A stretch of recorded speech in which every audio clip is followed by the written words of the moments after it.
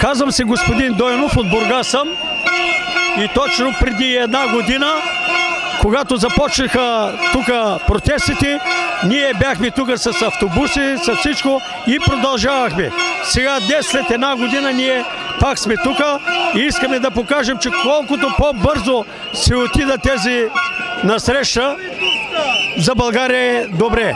Колкото повече стоят пенсионерите в България, остават в беда. И това повишение на пенсиите, които ще бъде, това е срам за България, срам за пенсионерите. Защото от 1 юли ще има пенсионери, които ще вземат по 1,42 лева, 3 лева, което е нищо. Това е позор за България. Бързо, безусловно напускане и нови избори. А какво се промени според вас за тази една година? Какво се случи? Получи се по-лошо.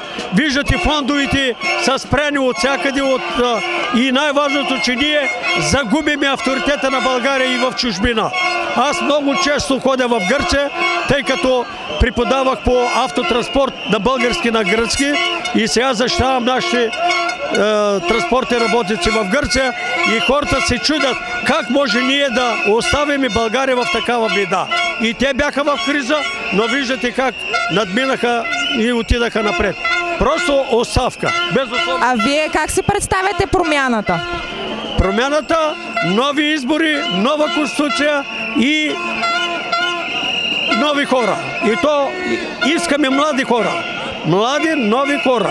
Хора, които не са, ще бъдат с почет, както в България, така и отвън. Това е което. Много ви благодаря.